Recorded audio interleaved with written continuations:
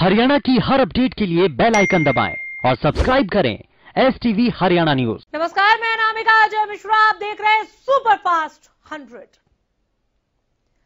Corona महामारी के बीच केंद्र सरकार ने बड़ा फैसला लिया। प्रधानमंत्री गरीब कल्याण अन्न योजना के तहत सरकार ने अगले 2 महीने के लिए प्रति व्यक्ति 5 किलोग्राम मुफ्त अनाज देने का ऐलान किया। केंद्र सरकार की इस पहल से 80 करोड़ लोगों को फायदा मिलने की उम्मीद है। केंद्र सरकार कोरोना महामारी की मौजूदा स्थिति को देखते हुए अगले 2 महीने का अनाज मुफ्त में देगी। इसके लिए 26,000 करोड़ रुपए से अधिक खर्च किए जाएंगे। कोरोना को मात देने के मिशन को रफ्तार देने के लिए भारत सरकार की ओर से बड़ा कदम उठाया गया। शुक्रवार को भारत के ड्रग्स रेगुलेटर की ओर से जायडस के विराफन को मंजूरी दे दी गई है।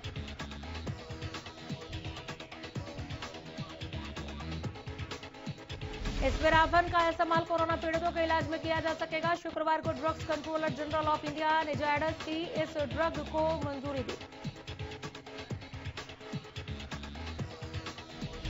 जायडस का दावा है कि इसके इस्तेमाल के बाद 7 दिन में 91.15% कोरोना पीड़ितों का RT-PCR टेस्ट नेगेटिव आया है। इस एंटीवायरल ड्रग के इस्तेमाल से कोरोना मरीजों को राहत मिलती है और लड़ने की ताकत मिलती है।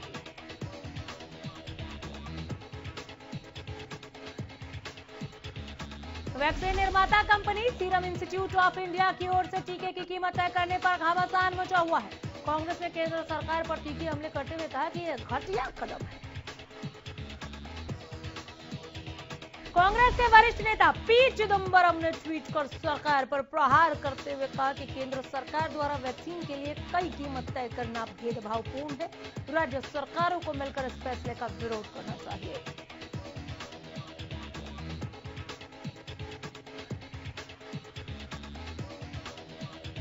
केंद्रीय स्वास्थ्य मंत्रालय के मुताबिक पिछले 24 घंटों में कोरोना के 3,32,730 नए मामले सामने आए, जबकि 2263 कोविड मरीजों की मौत हो गई। बड़ा आंकड़ा है। इस दौरान 1,93,279 कोरोना मरीज ठीक जरूर हुए हैं। देश में लगातार बढ़ते मामलों के बीच कोविड-19 से ठीक होने की दर गिर कर करीब 84% हो गई है। इसी के साथ एक्टिव मामलों का आंकड़ा 24.28 लाख के पार पहुंच गया है। उधर महाराष्ट्र में गुरुवार को कोरोना संक्रमण के 67,013 नए मामले सामने आए, जबकि कोरोना से 568 लोगों की जान चली गई। कोरोना के एक्टिव मामलों की संख्या बढ़कर 6,99,858 हो गई।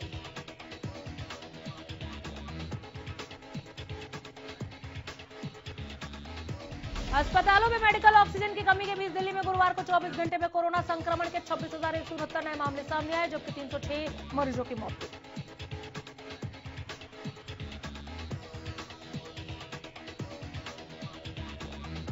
हरियाणा में कोरोना बेलगाम है। बीते 24 घंटे में 9,742 नए मरीजों की पुष्टि हो गई है। गुरुग्राम में 3553, फरीदाबाद में रिकॉर्ड 1342, सोनीपत में 850, हिसार में 580 नए केस सामने आए। वहीं पानीपत में 360, अंबाला में 260 मामले सामने आए हैं। एक दिन में कोरोना से 55 लोगों ने अपनी जान प्रदेश में गंवा दी है। प्रदेश में अब तक 3583 मरीजों की मौत हो गई है कोविड-19 की वजह से। वहीं प्रदेश में कुल मरीजों का आंकड़ा 3,90,000 के पार पहुंच गया। इसके अलावा एक्टिव मरीजों की संख्या 58,000 के पार पहुंच चुकी है। एक दिन में 6512 मरीजों ने कोरोना को मात दी।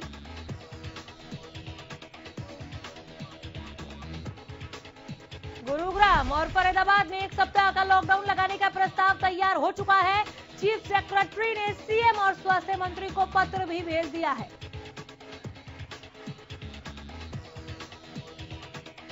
बता दें कि कोरोना की चेन तोड़ने के लिए लॉकडाउन जरूरी है, इसलिए प्रस्ताव तैयार किया गया गुरुग्राम और फरीदाबाद के लिए। मुख्यमंत्री मनोहर लाल की मंजूरी मिलते ही लॉकडाउन हो जाएगा गुरुग्राम और फरीदाबाद में।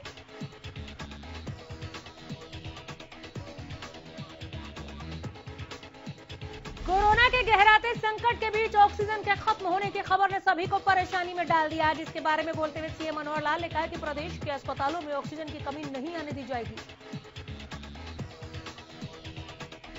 उन्होंने कहा कि पानीपत ऑक्सीजन प्लांट से हरियाणा और दिल्ली के अलावा अन्य राज्यों को की जाने वाली आपूर्ति में कुछ कठिनाई आई थी, अब उसका समाधान कर लिया गया है। सीएम ने बताया कि प्रधानमंत्री से इस संबंध में उनकी बातचीत भी हुई थी।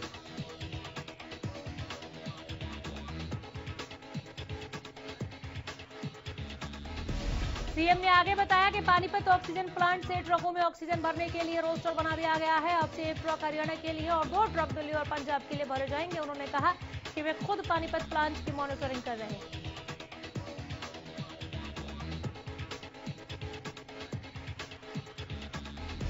डिप्टी सीएम दुष्यंत चौटाला ने शुक्रवार को वैक्सीन का पहला टीका लगवाया। इस दौरान डिप्टी सीएम ने कहा कि भारत में बनी दोनों वैक्सीन सुरक्षित और प्रभावी है।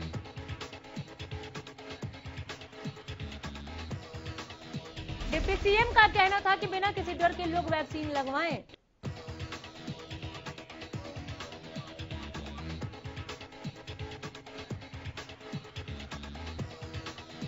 झज्जर पुलिस लाइन में सिरसा के सांसद सुनीता दुग्गल ने शुक्रवार को कोरोना वैक्सीन लगवाई। इस दौरान उन्होंने कोरोना से ठीक होने वाले लोगों से प्लाज्मा डोनेट करने का आग्रह किया।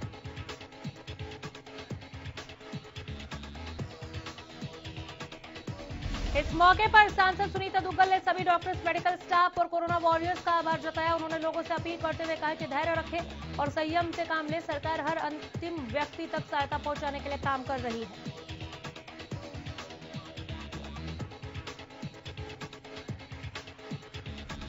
पानीपत से सिरसा के लिए ऑक्सीजन टैंकर को पुलिस की गाड़ी एस्कॉर्ट करके सिरसा लेकर पहुंची। उप निरीक्षक जगदीश कुमार के नेतृत्व में पुलिस टीम एस्कॉर्ट करते हुए ऑक्सीजन टैंकर को सिरसा लेकर आई।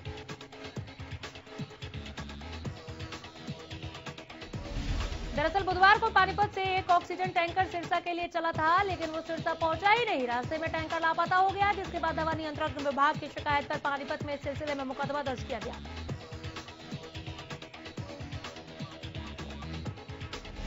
शुक्रवार को पुलिस अधीक्षक भूपेंद्र सिंह ने ऑक्सीजन टैंकर की सुरक्षा के लिए सिरसा से पुलिस एस्कॉर्ट को रवाना किया। वहीं पुलिस एस्कॉर्ट के साथ टैंकर शाम को सिरसा पहुंचा। अंबाला से भी ऑक्सीजन की कमी की खबर सामने आई। मिली जानकारी के मुताबिक यहां पार्क अस्पताल में कुछ घंटों का लिक्विड और गैस ऑक्सीजन बाकी है।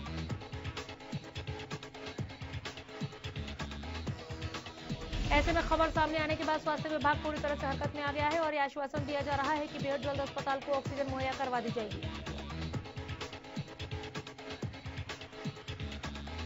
देश में कोरोना महामारी के बीच ऑक्सीजन की कालाबाजारी भी चरम पर है। गुरुग्राम में सीएम फ्लाइंग टीम ने ऑक्सीजन गैस की कालाबाजारी करने वाले शख्स को गिरफ्तार किया।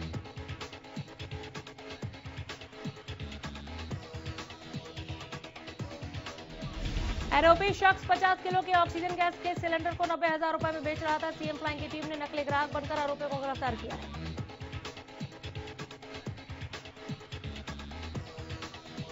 टीम ने आरोपी को गुरुग्राम के सेक्टर 39 स्थित आवास सोसाइटी फ्लैट नंबर 102 से गिरफ्तार किया। फिलहाल टीम मामले में लिप्त दूसरे आरोपियों का तलाश कर रही है।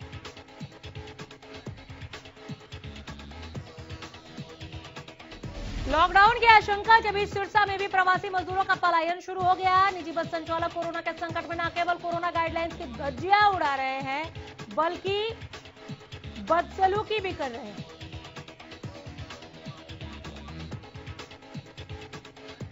नियमों की सरेआम धज्जियां उड़ाते हुए प्रवासी मजदूरों की मजबूरी का फायदा भी उठाया जा रहा है।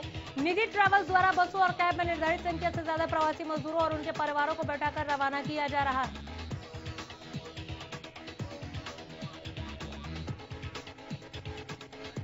नियमों की सरेआम धज्जियां उड़ाई जा रही है, लेकिन प्रशासनिक अधिकारी मौन है। उधर हकीकत जताने के बाद ट्रैवल संचालक मीडिया कर्मियों से भी बदसलूकी करते हैं।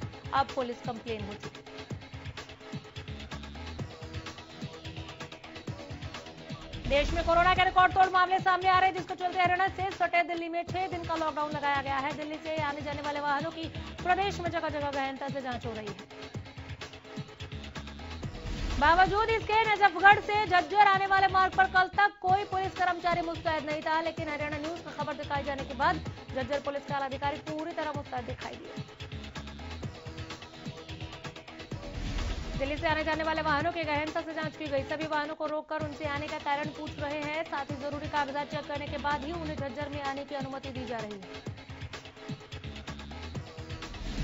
कोरोना संक्रमण अपना विकराल रूप लेता जा रहा है, लेकिन बावजूद उसके गोवाना में बैंकों के बाहर ना तो सोशल डिस्टेंसिंग का ध्यान रखा जा रहा है और ना ही लोग मास्क लगा रहे हैं, जिसे लेकर पुलिस अधिकारी मौके पर पहुंचकर लोगों को समझाते हुए नजर आए। वहीं शहर में बिना मास्क लगाने वालों के चालान भी किए जा रहे हैं। पिछले 3 से 4 दिनों में पुलिस की ओर से बिना मास्क लगाने वाले 400 से ज्यादा लोगों के चालान किए गए। साथ ही शहर में नाके लगाकर गाड़ियों की चेकिंग की जा रही है।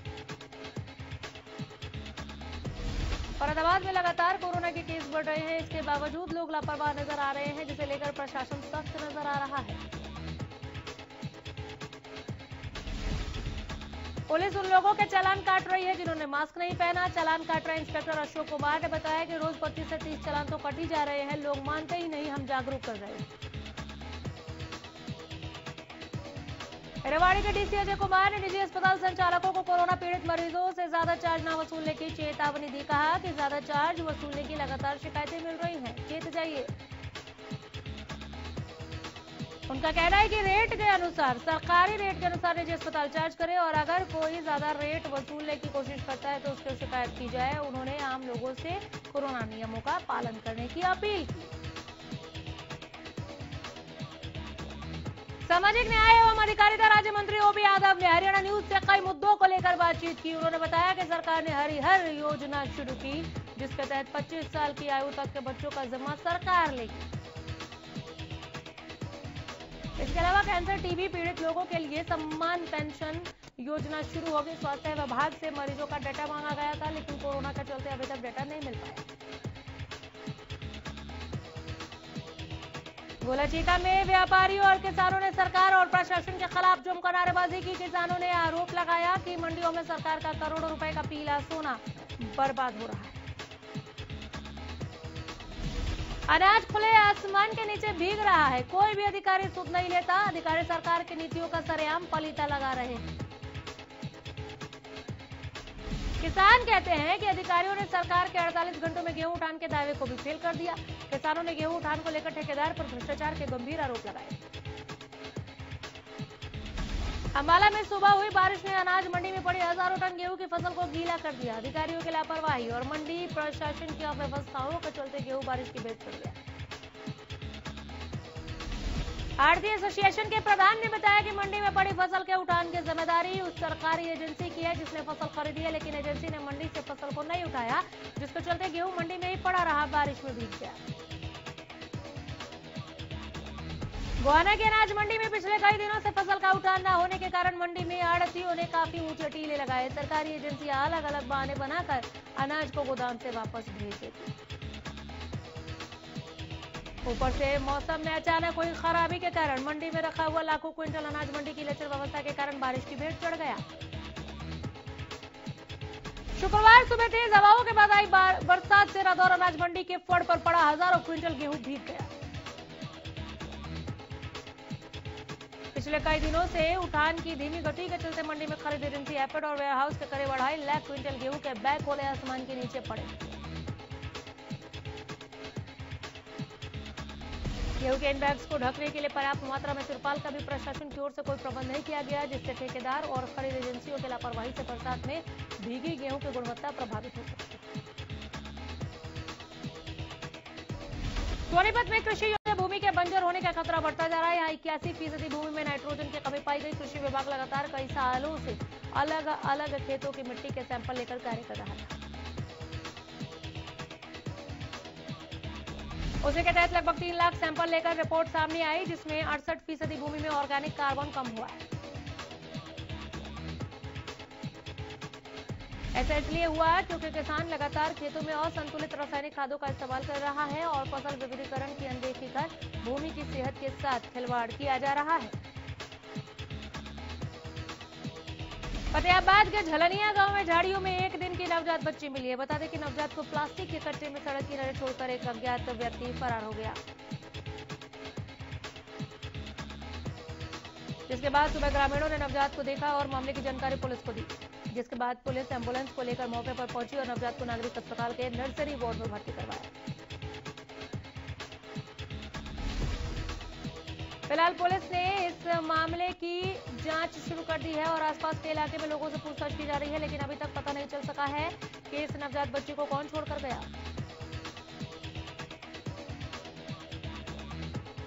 दादरी के गांव मंदौली में युवक ने सोशल साइट पर लाइव खुदकुशी कर ली। युवक ने 7 पेज का सुसाइड नोट लिखा है, जिसमें उसने अपनी मौत के पीछे अपनी प्रेमिका को जिम्मेदार बताया। लिखा है उसने कि उसका कल्याणा गांव की महिला के साथ अफेयर चल रहा था। इस दौरान महिला को 5,70,000 रुपए और गहने भी दिए थे उसने, जिसके बाद महिला और उसके परिजनों ने युवक पर और पैसे देने का दबाव बनाया। ना देने पर बलात्कार के आरोप में फंसाने की धमकी दी गई, जिसे तंग आकर युवक ने जहरीला पदार्थ खाकर आत्महत्या कर ली। पुलिस ने मामला दर्ज कर कार्रवाई शुरू कर दी। करनाल से हत्या का मामला सामने आया। रामनगर में एक शख्स की चाकू मारकर हत्या कर दी गई। पुलिस जांच कर रही है। पता चला है कि मृतक फर्नीचर का काम करता था और हत्या रात के समय की गई। मृतक के परिजनों ने हत्या का आरोप अपने रिश्तेदारों पर लगाया, लेकिन हत्या क्यों की गई यह अभी तक पता नहीं चल पाया। हरियाणा से उत्तर प्रदेश में हो रही अवैध शराब की तस्करी पर जटलाना पुलिस ने शिकंजा कसा। अवैध देशी शराब से भरी एक बोलेरो गाड़ी गांव नाच रोड के पास से पकड़ी गई। मौके से एक युवक को गिरफ्तार किया गया, जिसके खिलाफ केस दर्ज कर मामले की जांच शुरू कर दी गई है। सिरसा की एंटी नारकोटिक सेल पुलिस ने नशा तस्करों के खिलाफ चलाए जा रहे अभियान में बड़ी कामयाबी हासिल की। पुलिस ने 3 युवकों को 900 ग्राम हेरोइन के साथ काबू किया।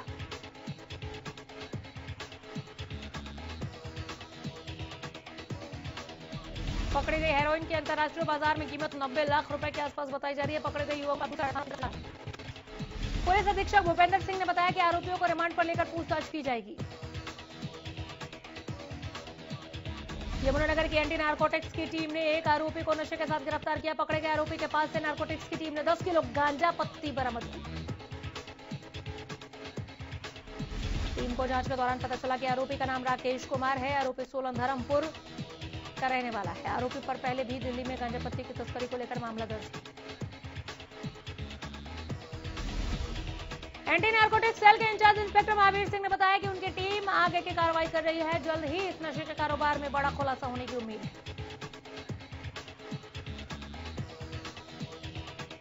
गोहाना में युवक को दिन दहाड़े गोली मारने का मामला सामने आया। गोली लगने के बाद युवक घायल हो गया, जिसे गोहाना के निजी अस्पताल में ले जाया गया, जहां डॉक्टरों ने पीड़ित का प्राथमिक उपचार कर उसे रोहतक पीजीआई रेफर कर दिया। मामले की सूचना पुलिस को दी गई। पुलिस ने मामला दर्ज कर आगे की जांच शुरू कर दी।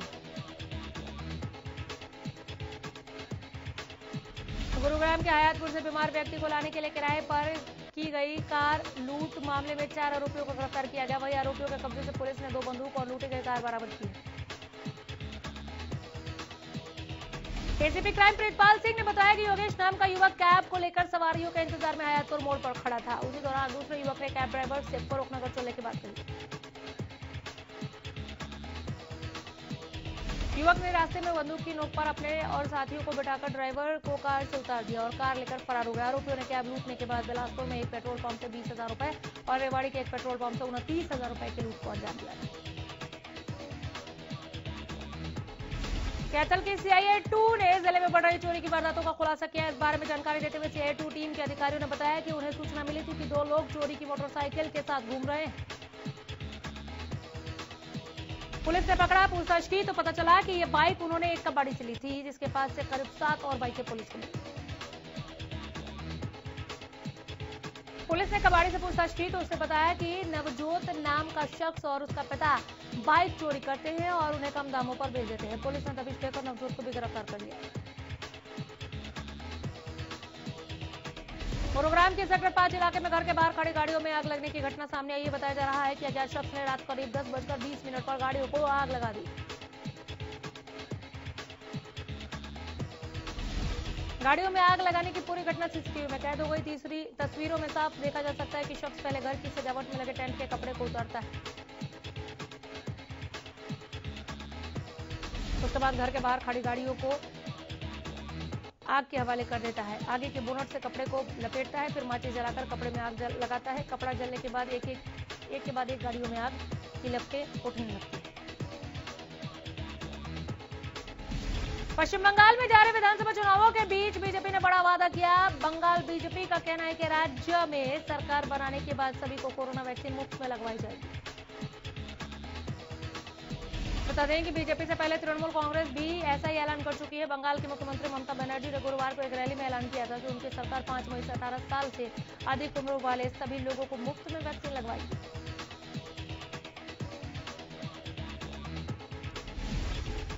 कोरोना की दूसरी लहर में दिल्ली पुलिस का करीब 1500 जवान कोरोना की चपेट में आ चुके हैं, जबकि कुछ जवानों की जान भी चली गई।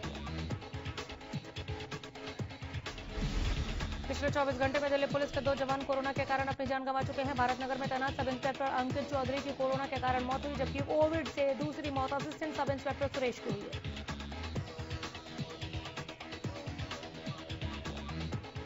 गुरुद्वारा इंदिरापुरम में ऑक्सीजन के लिए भटक रहे मरीजों के लिए ऑक्सीजन लंगर की सेवा शुरू की गई है। गुरुद्वारा प्रबंधन से जुड़े लोगों का कहना है कि ऑक्सीजन सिलेंडर का इंतजाम किया जा रहा है। गुरुद्वारा प्रबंधन कमेटी की ओर से हेल्पलाइन नंबर भी जारी किया गया है। अगर किसी को कोई हेल्पलाइन नंबर पर कॉल करता है तो हम अपनी गाड़ी भेजकर उसे बुला रहे हैं। जब तक उसे हॉस्पिटल में बेड नहीं मिल जाता तब तक ऑक्सीजन मुहैया करा दें। राजस्थान में कोरोना के बढ़ते मरीजों की संख्या को देखते हुए राज्य सरकार ने जयपुर के पास बिलवा में कोरोना का बड़ा अस्पताल बनाना शुरू कर दिया है। 2 दिनों के अंदर चालू कर दिया जाएगा इसे। राधा स्वामी सत्संग को अस्पताल का रूप दिया जा रहा है। शुरुआत में इसमें 5000 बेड लगाए जाएंगे, बढ़ाकर 20,000 तक किया जा सकता है। श्योपुर के वीरपुर कस्बे में गुटखा के तलबगारों ने 1 हफ्ते के कोरोना कर्फ्यू के बीच एक दुकान पर भीड़ जमा कर सोशल डिस्टेंसिंग की जमकर धज्जियां उड़ाई। गुटखे के लिए उमड़ी भारी भीड़ का वीडियो सोशल मीडिया पर जब वायरल हुआ तो पुलिस हरकत में आई। दुकान संचालक के खिलाफ केस दर्ज करते हुए दुकान ही सील कर दी। लोगों के मसीहा सोनू सूद की रिपोर्ट कोरोना नेगेटिव आ चुकी है। इसकी जानकारी उन्होंने ट्वीट कर फैंस को दी। फैंस भी सोनू सूद की इस न्यूज पर रिएक्ट कर रहे हैं। सोनू सूद ने खुद की फोटो शेयर करते हुए खुद को कोरोना नेगेटिव बताया है। कुछ दिनों पहले ही उन्होंने खुद को पॉजिटिव आने की बात सोशल मीडिया पर डाली थी, लेकिन अब सोनू सूद पूरी तरह से ठीक है, लोगों की मदद के लिए सक्रिय भी है। एक्टर रसीदुद्दीन शाह की वेब सीरीज बंदिश बैंडिट्स में एक्टर अमित मिस्त्री अब इस दुनिया में नहीं रहे। पर 23 अप्रैल को कार्डियक अरेस्ट से उनका निधन हो गया। अमित मिस्त्री ने कई हिंदी और गुजराती फिल्म शोज में काम किया। उनके चले जाने से फिल्म इंडस्ट्री में शोक की लहर है। The cine and TV artist association ने एक्टर की मौत पर दुख व्यक्त किया।